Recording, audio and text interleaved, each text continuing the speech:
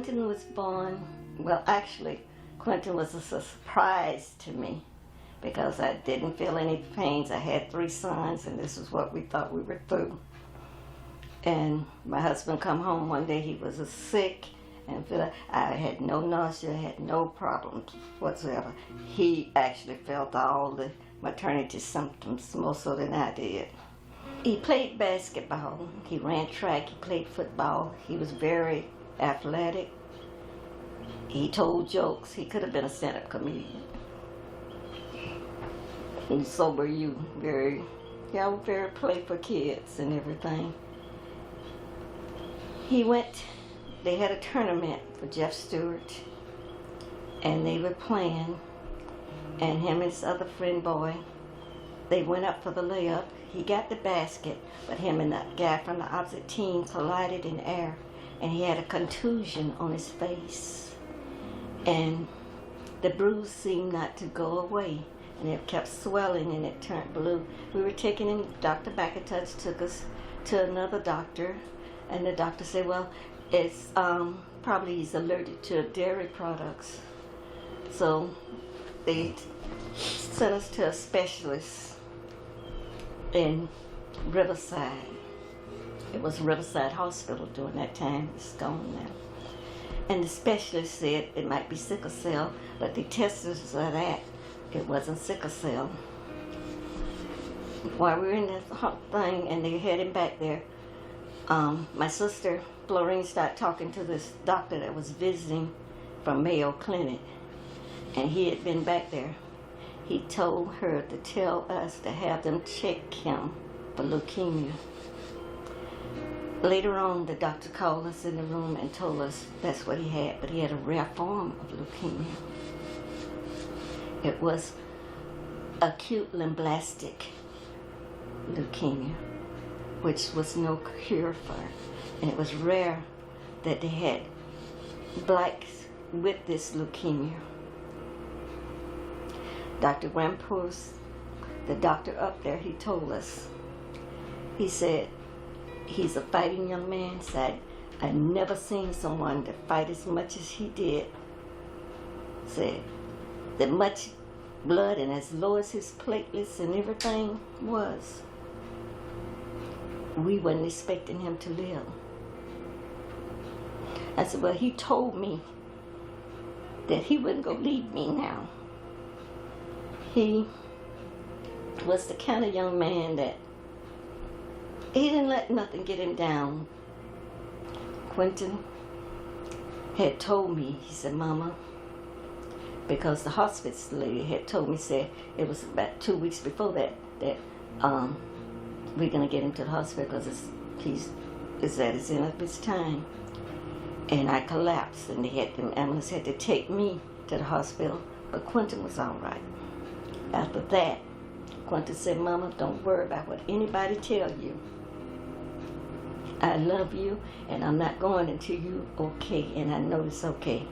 He woke up that Saturday morning. He said, Mama, call Granddaddy, call my aunts and uncles and my cousins, and tell them I want to see them. Quintin looked at me. He kissed me, and I kissed him. And I looked at the door. Daryl had just walked in. That's when Quintin took his last breath. But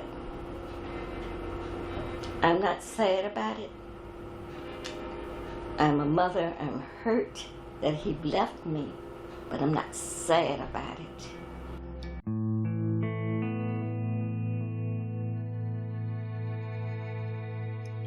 My name is Quintin. I am 15 and I have leukemia.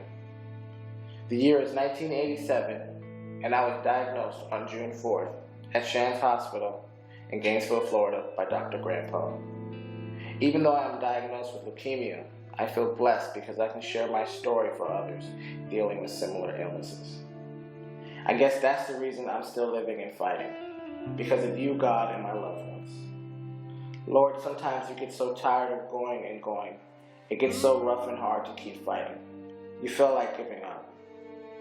God, I can't. I say sometimes I am, but I can't because I fear of leaving my loved ones at this young age. I guess what I'm trying to say is I want it all in life. I want to share with others. The first time I knew I had this dreadful illness, I was scared and only asked 2 questions. Was I going to C16, and was I going to be able to play high school sports? I haven't yet, but that's all I wanted to do was play high school basketball, and I can't. I think that it's because I've been real sick. God, I haven't played in a long time. So I ask of you to give me the strength and ability to play and the motivation to keep fighting, helping others lead a nice life and not lose my loved ones like my mom, my dad, and my brothers, because they're so special to me in certain ways. Mom, she takes care of me when I'm down and out and fixing to die. Dad, I enjoyed the times he used to come home and bring me things every day and play with me. My 3 brothers, one is in the Army, the other is in the 12th grade at Rains, and the last one is working. My brothers' names were St. Paul Allen, Edward Allen, and Darrell Allen. God, I've lost everything. My friends, girlfriend, popularity, hair, weight, and hope. But I know I still have to fight to see the faces of the ones I love. I guess that's the reason I'm still living and fighting. Because of you, God, and my loved ones. We didn't question God as to why he was taken at a young age. We didn't question God, and I still don't question God on that. I'm just thankful that he was here as inspiration to us. You can always see down the road, but you can never see what's around the corner. What I've learned through that experience was, I think a lot of times we think that we're going through a lot of things ourselves, and we don't take a stop and realize that there are children out there, there are people out there who are going through far worse things when it comes to not knowing when they close their eyes at night whether they're going to wake up the next morning. I'll never forget taking off the summer from college and coming home my last semester. I spent with Quintin at home, and I used to go out, and when I come home I can always see him staring up at the ceiling with his hands behind his back, and I always ask him, hey, why are you still woke? It was like 2 a.m. in the morning, 3, and he would say to me that I just didn't want to close my eyes because I just didn't know whether or not that would be my last time closing them. And that stuck with me over the years.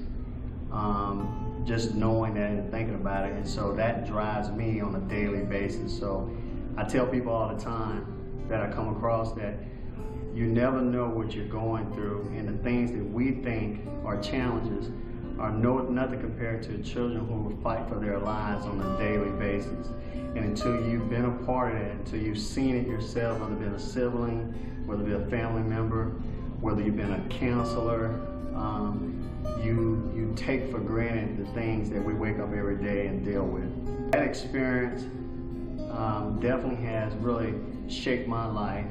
It shaped how I view things.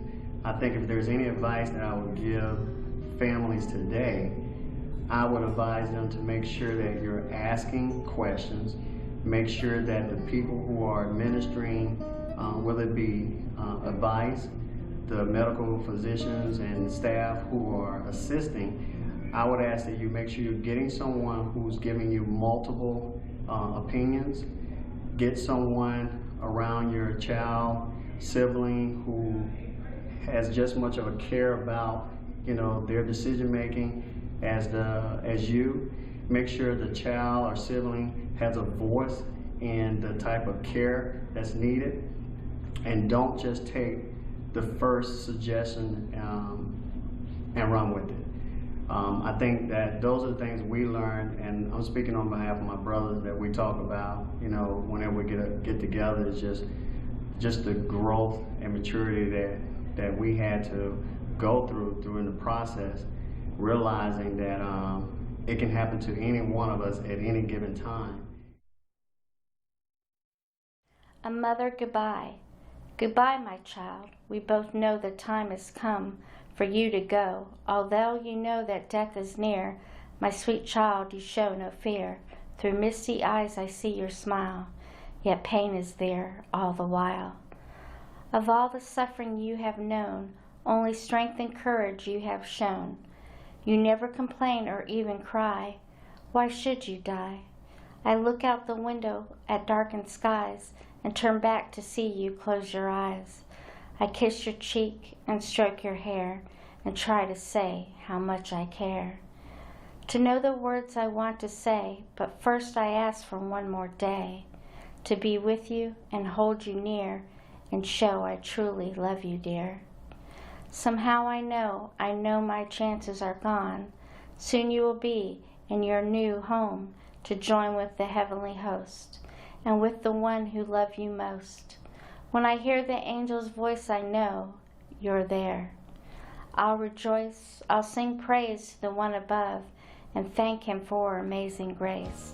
To know someday I'll see your face, to tell you what you mean to me. Together in heaven forever we'll be, Mommy, with all my heart.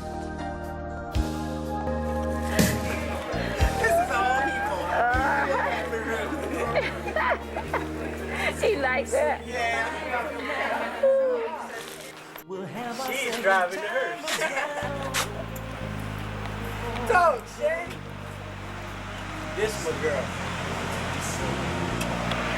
Shay. Homie Quest. BKA.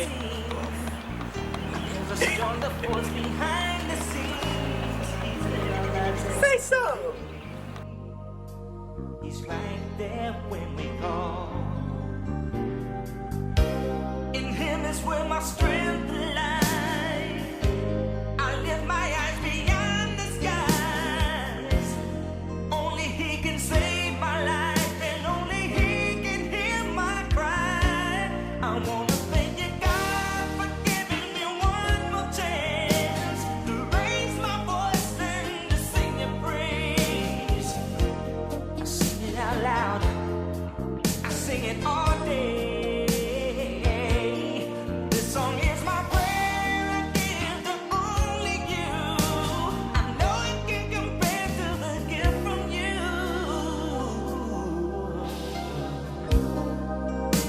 Gave me your love. You gave me your son.